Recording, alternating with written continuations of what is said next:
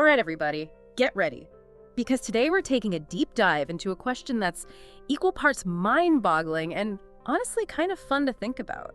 What if our reality is actually a simulation? And not just some vague what if, we're talking about diving into some pretty compelling arguments for this idea.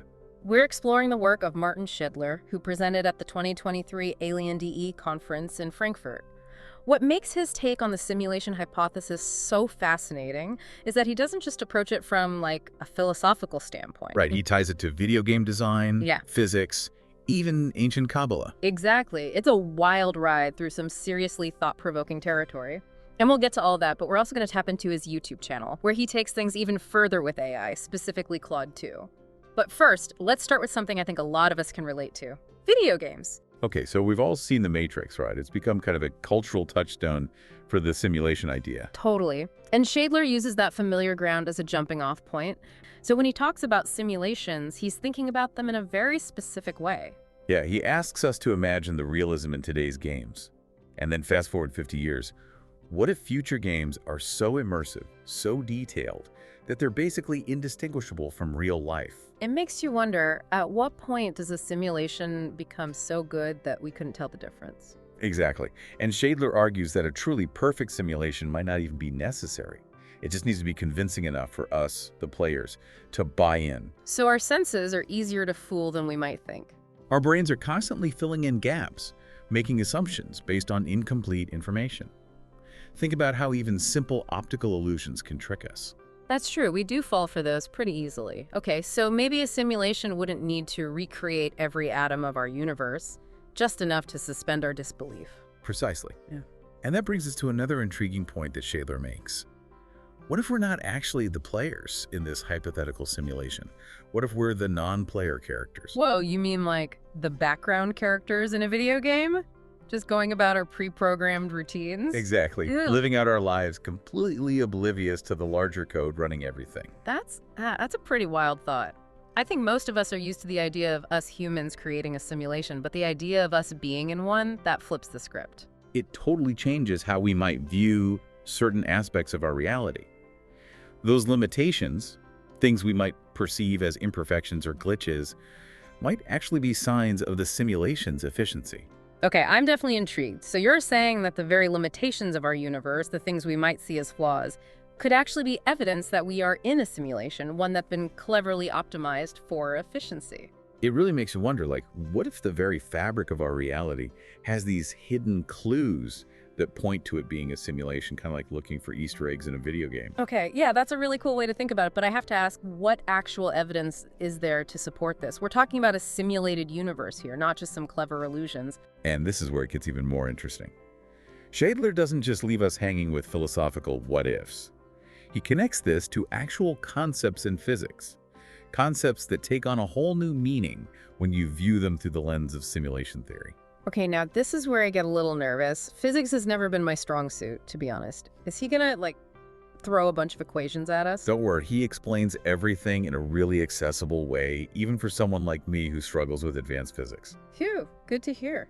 So where does he start? How does physics tie into all of this? Well, he starts with one of the most mind-bending concepts in quantum mechanics, Heisenberg's uncertainty principle. Right, the whole you can't know both the position and momentum of a particle thing, yeah. I vaguely remember that from my science classes, but like, how does that relate to us potentially living in a simulation? So imagine trying to render every single particle in the universe in perfect detail, all at the same time. That's an insane amount of processing power, right? Yeah, it would be like trying to run a modern video game on a calculator. It would just crash. Exactly. And Schindler's suggesting that this inherent uncertainty that we see at the quantum level, that might actually be a feature, not a bug. Wait, what? You're saying the universe is like glitching out on purpose? Well, not quite glitching. Think of it more like efficient coding. It could be the simulation's way of optimizing its resources, only rendering what's absolutely necessary. Like, have you ever noticed how in a video game, objects in the distance are blurry or low resolution until you get closer? Oh, yeah, totally. And then when you get closer, they kind of pop into focus. You're saying the universe might be doing the same thing. It's a possibility. Only rendering the fine details when and where they're needed for our observation, for our interaction with the simulation. That brings us to another head-scratcher, Schrödinger's cat. Oh yeah, the cat that's both dead and alive until you look at it. That one So, always messed me up. Yeah, it's a classic thought experiment, and in the context of a simulation, instead of a paradox, maybe we should see it as a form of optimization. Think about it. In a video game, do you think the game is constantly tracking every single object, even when they're off screen or not directly involved in the action? Probably not. It makes more sense to focus the processing power on the stuff that the player is actually interacting with. Otherwise, it would be a huge waste of resources. Exactly. It's all about efficiency. The game only needs to determine the state of something when it becomes relevant to the player's experience. So you're saying the universe might be pulling a Schrodinger's cat on us all the time, just with, everything. Shadler suggests that this kind of selective rendering might be happening at the quantum level of reality. And there's more.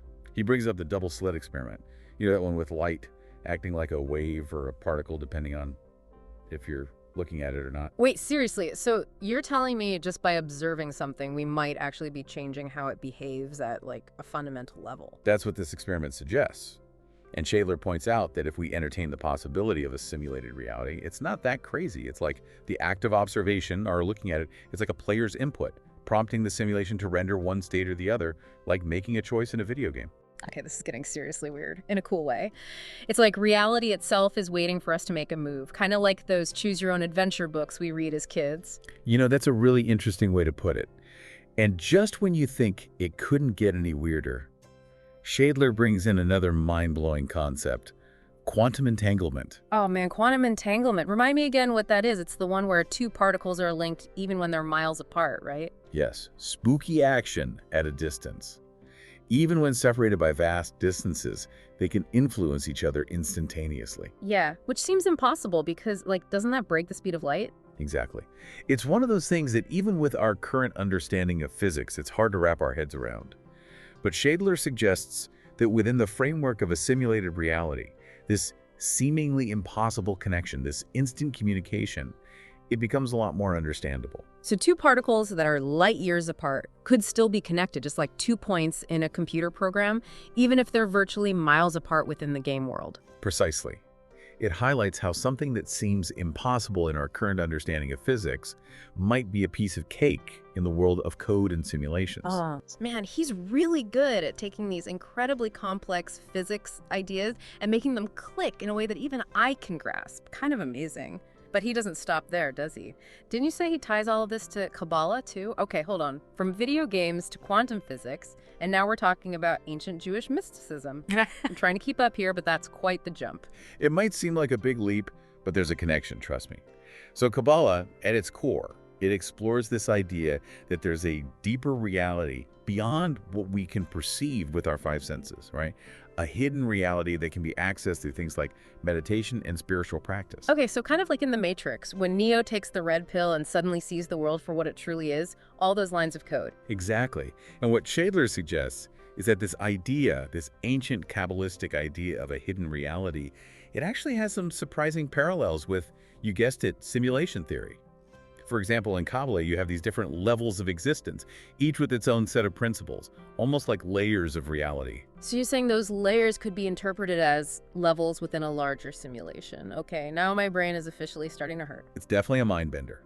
And just when you think it couldn't get any wilder, this is where Shadler brings AI back into the mix. He actually asked Claude 2 about this very connection between Cabala and simulation theory. Wait, seriously? He asked an AI about ancient Jewish mysticism. What did it say? Did it have a total existential meltdown? Surprisingly, no, not at all. Claude 2 provided some really insightful responses, actually. For example, when Shadler pointed out how both Cabala and simulation theory suggest that our senses limit our perception of reality, Claude 2 agreed. It even made a connection between these higher planes of existence in Cabala and the idea of different levels within a simulation, each with its own, hidden code. So you're telling me that an AI trained on this massive amount of data was able to find common ground between ancient mystical traditions and the concept of a simulated reality. It's kind of mind-blowing, right? It's like they're two different ways of pointing to a truth that maybe we're just starting to grasp. And that's what I love about Shadler's approach. He takes these seemingly unrelated things, video games, physics, Cabala, AI, and somehow weaves them together in a way that just makes you look at the universe a little differently. He definitely does. He forces you to ask some big questions. And you know what? It makes you wonder if our reality is a simulation, and AI is becoming as advanced as it is it possible that someday AI could, I don't know, create its own simulations, maybe even with beings like us in them? Whoa, now you're going full Inception on me. It's a question that blurs the line between science fiction and, well, the future that's unfolding right before our eyes. It really does.